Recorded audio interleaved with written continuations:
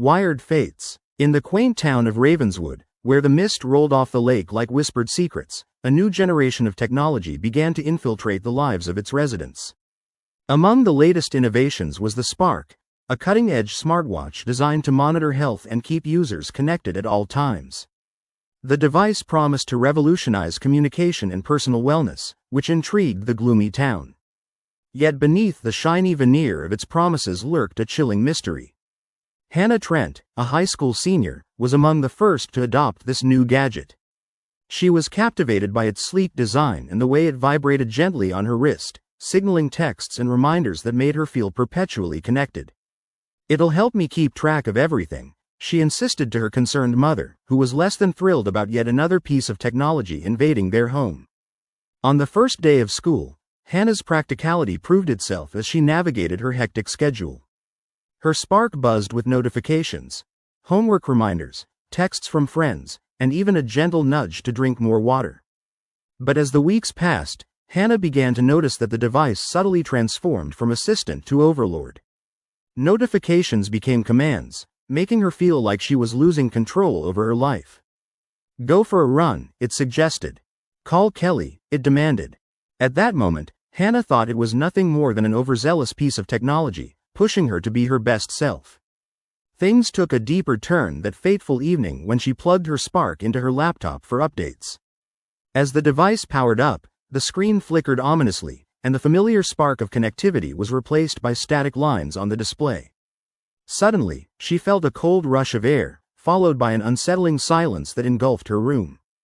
She shook her head, chalking it up to a power fluctuation, but a knot of unease began to tighten in her stomach. Later that night, Hannah lay in bed with only the faint glow of her Spark lighting up her room.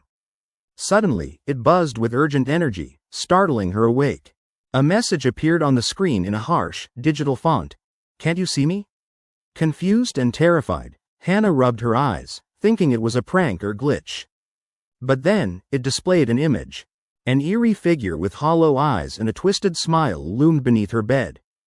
Her heartbeat quickened, and a deep chill spread through her. What had started as a harmless gadget now became a vessel of dread, its glowing face reflecting a grin that sent a shiver down her spine. Days passed, yet the figure remained a specter on her Spark, watching, waiting. Hannah kept tossing it aside, convinced it would eventually stop. However, the messages grew more sinister. "I'm here for more than you know," it whispered through vibrations, its voice echoing in her mind.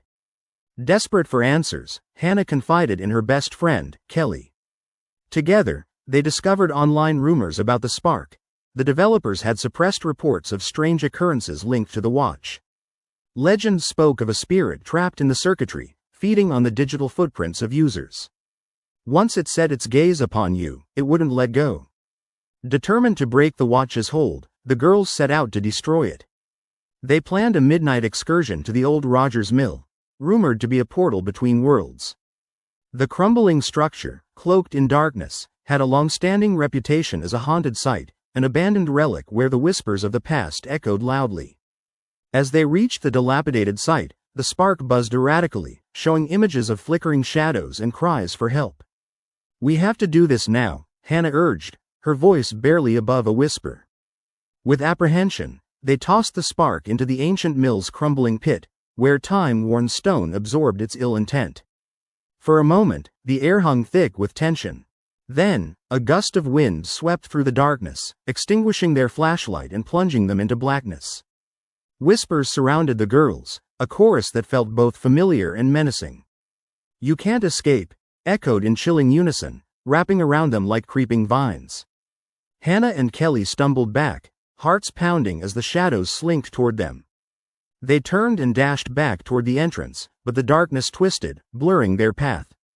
The mill transformed into a monstrous labyrinth, the spirits drawn to the Spark's failure to return to its digital prison. Just as despair overtook them, Hannah's fierce instinct kicked in. "We must find the exit, together," she shouted. They ran as a burst of light erupted through the mountainous debris, a pathway back to safety. With one final push, they barreled into the autumn night, collapsing in a heap just outside the mill's threshold. The air felt cleaner, the whispers faded, and the heaviness lifted. Although the Spark was behind them, Hannah felt its presence lingering in her memory. She knew she had faced more than just a haunted device. She had encountered the darkness of technology tapping into human vulnerabilities. Gasping for breath, she promised herself never again to surrender her autonomy to something that was created to connect but could inexorably isolate. In the heart of Ravenswood, technology would continue to evolve, but as Hannah looked out over the foggy lake that night, she knew better than to trust anything that bore the weight of a flickering glow and a smile that haunted her in the silence.